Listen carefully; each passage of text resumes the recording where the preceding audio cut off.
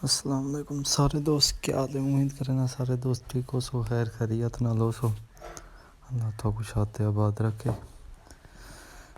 2023 ਦੇ ਐਂਡ ਦੇ ਵਿੱਚ ਚੱਲਣ ਦਾ ਸੀਜ਼ਨ ਸ਼ੁਰੂ ਹੈ, ਜਿਹਦੇ ਵਿੱਚ ਅੱਜ ਸੁਪਰ ਕਾਇਨਾਤ को ਹੱਥ ਲਵਾ ਦਿੱਤੇ। अल्लाह पाक सब दे रिज़्क़ में बरकत पावे। माल कुछ ना है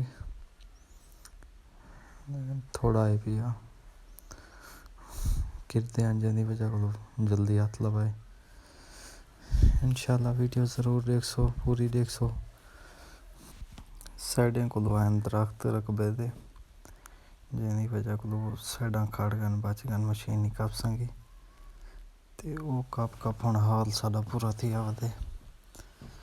अच्छा ड्राइवर साहब इन सामने इशारा करें दे पन वीडियो एडिटर बनती पई है।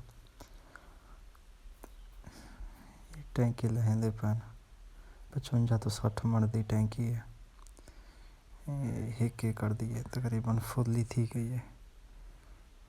कहना आती माशाल्लाह औसत चंगी आंदी पई, चंगी औसत कटाई उसी रखी वदन वजह को रखी ने घाटिया हैं, चावल घाटे हैं, जैसी वजह को मशीन नुकसान ही करेंदी पई है।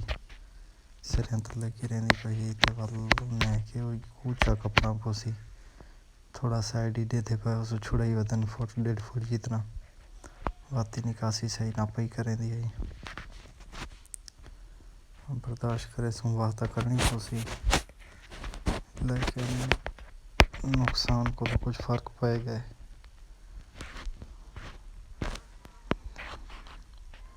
हर कोई अपने इलाके का रेट दसे सो मशीन की क्या कटाई चलती पई है। इन्हें नाल तो अभी कोई मुक चुका नहीं थी। ये बस सीज़न की आखिर ते जो भी इलाके का रेट निकल सी वो रेट दसूँ।